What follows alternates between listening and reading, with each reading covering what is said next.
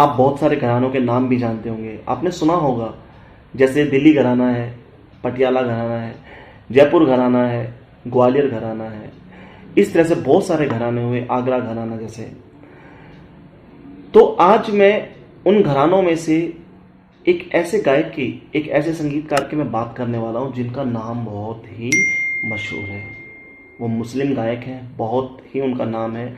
तो आज मैं बात करने वाला हूं उस्ताद फैयाज खान, जो कि 10th क्लास में भी ये प्रश्न बनता है। इससे पहले वाले वीडियो में मैंने आपको तानसेन का जीवन परिचय बताया था, मियां तानसेन का जीवन परिचय, जो कि मैं आपको आई बटन में भी अभी उसका लिंक देने वाला हूं। तो इस आई बटन पे क्लिक करके, इसके अंदर लिंक है, उस लिंक पे क्लिक करके आप उस वीडियो को देख सकते हैं।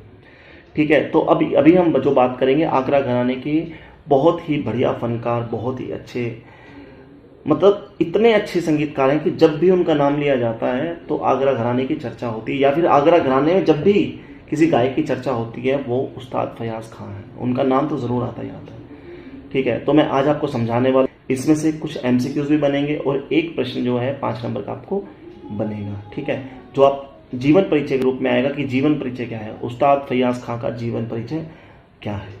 ठीक है, बहुत ही इंपॉर्टेंट प्रश्न है, पूरा देखना, अच्छे से देखना। और किसी भी संगीत के विषय में आप वीडियो चाहते हैं तो मुझे आप कमेंट बॉक्स में कमेंट कर सकते हैं। बहुत जल्दी मैं उस वीडियो के साथ आप सभी के बीच में आऊँगा। अभी हम ज़्यादा समय व्यर्थ ना करते हुए सीधा चलते हैं उस्ताद फैयाज खान के जीवन परिचय। जैसे ही आप उस्ताद फैयाज खान के बारे में जानेंगे, उसके बाद अंत में मैं कुछ आपको अलग से बता दूंगा। ठीक है, आपको ध्यान से पढ़ना है, कहीं भी कुछ भी समझ में नहीं आता है, कुछ भी कंफ्यूजन होती है तो आप कमेंट बॉक्स में कमेंट कर सकते हैं। तो आइए चलते हैं उस्ताद फैयाज खान के जीवन परिचय की ओर। उत्तर भारतीय संगीत के विकास में घरानों का योगदान बड़ा सराहनीय रहा है। जब कभी आगरा घराने की चर्चा उठती है तो स्वर्गीय उस्ताद फैयाज खान का स्मरण बरबस हो आता है। 20वीं शताब्दी के पूर्वार्ध में जो सम्मान फैयाज खान को मिला उतना किसी मुसलमान गायक को नहीं मिला। तो आपने जान ही लिया होगा कि स्टार्टिंग में ही मैंने जो बताया है,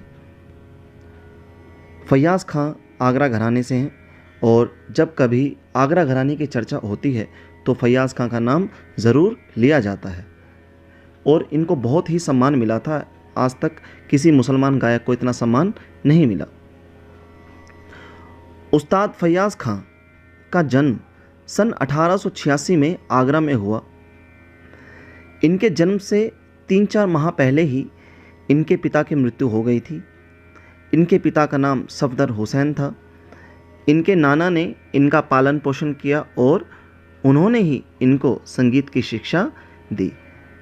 तो फैयाज खान का जन्म 1886 में आगरा में होता है और 3-4 महीने पहले, जब इनका जन्म हुआ 3-4 महीने पहले ही इनके पिता का देहांत हो गया, और जिनका नाम क्या था, सफदर हुसैन। तो इनके नाना ने इनका पालन पोषण किया और क्या किया, साथ में संगीत की शिक्षा भी दी। तो बच्चों, अब हम बात करेंगे उनके गायन की। तो इस पैराग्राफ को बहुत अच्छे से सुनिएगा और देखिएगा। फैयाज खान किशोरावस्था से ही अच्छा गाने लगे थे।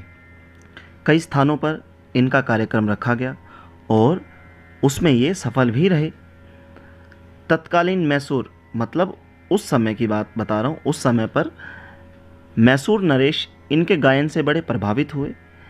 इनको सन 1906 में एक स्वर्ण पदक और सन 1911 में आफ्ताब मौसीकी की उपाधि से सुशोभित किया गया। बड़ौदा महाराज सयाजी राव इनसे बड़े प्रभावित हुए और इनको अपने दरबार में गायक नियुक्त कर लिया। महाराज ने इनको ज्ञान रत्न की उपाधि प्रदान की। कुछ समय बाद दरबार की आज्ञा लेकर खान साहब मुंबई, कोलकाता, लखनऊ तथा लाहौर के रेडियो स्टेशनों से अपने कार्यक्रम प्रसारित करने लगे। अब हम खान साहब के व्यक्तित्व और उनके संगीत ज्ञान की बात करेंगे। खान साहब का कंठ नीचा, नीचे का मतलब होता है कि जो हमारा गला है वो सप्तक के अंदर चलता है, मंद्र मध्य तार सप्तक। तो उनका जो गला था वो नीचा बताया गया है। खान साहब का कंठ नीचा किंतु जवारीदार और बुलंद था। बुलंद मतलब मजबूत था।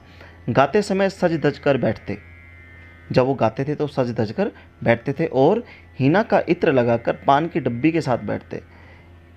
एक इत्र है जिसका नाम हीना बताया गया है। हीना का इत्र लगाते मतलब क्या है, उनको इत्र से प्यार था, लगाव था, मोहब्बत थी। हीना का इत्र लगाकर पान की डब्बी के साथ बैठते। खां साहब ख्याल, ध्रुपद, धमार, ठुमरी, टप्पा, गज़ल, कव्वाली, ये सब क्या है, गायन शैली आदि सभी के गायन में बड़े कुशल थे। ख्याल, ध्रुपद और धमार में तो अद्वितीय थे, किंतु मोटी आवाज़ से ठुमरी के प्रत्येक अंग को सुंदरता से प्रस्तुत करते कि बड़ा आश्चर्य होता। उनकी गाई हुई ठुमरी का रिकॉर्ड बाजूबंद खुल जाए बड़ा प्रसिद्ध है।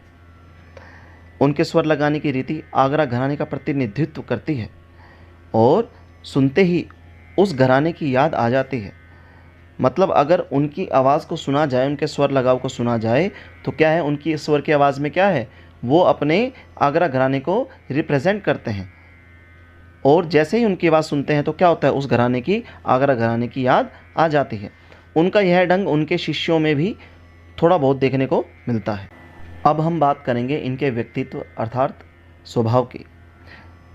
उनका स्वभाव इतना सरल था कि श्रोताओं के आग्रह करने पर वे गज़ल भी सुना दिया करते थे। फयाज़ खां के व्यक्तित्व भी बड़ा प्रभावशाली था। मतलब कहा गया कि देखो, मैंने आपको ऊपर बताया है कि ख्याल, ध्रुपद और धमार में उनको महारत हासिल थी, लेकिन उनका स्वभाव इतना सरल था कि अगर कोई श्रोतागण मतलब लिसनर उनसे आग्रह करे कि हमें गज़ल सुननी है तो वो गज़ल भी सुना दिया करते थे।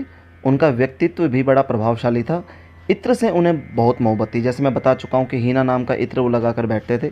इत्र से उन्हें मोहब्बत थी और इतनी मोहब्बत थी कि जब कोई परिचित मित्र मतलब उनका जानने वाला, उनका दोस्त उनसे मिलता तब वे इत्र द्वारा उनकी खातिर अवश्य करते, मतलब उनको सम्मान दिया करते थे। इत्र लगा करके उनको सम्मान दिया करते थे।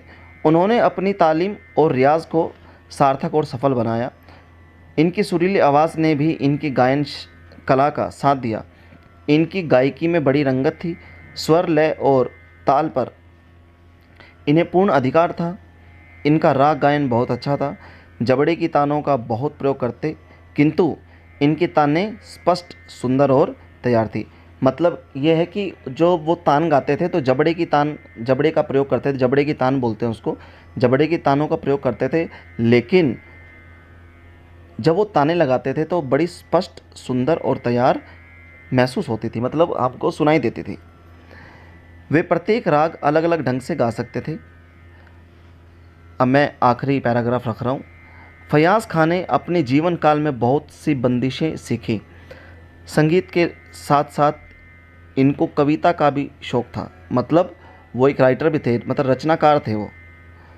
इन्होंने लगभग 250 गीतों की बंदिशें प्रेम पिया उपनाम से की है।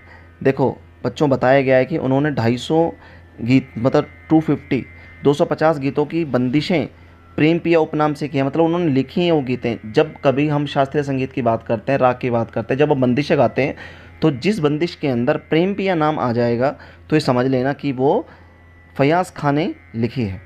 प्रेम पिया उपनाम से उन्होंने बंदिशों का निर्माण किया है, मतलब उन्होंने बंदिशें बनाई हैं।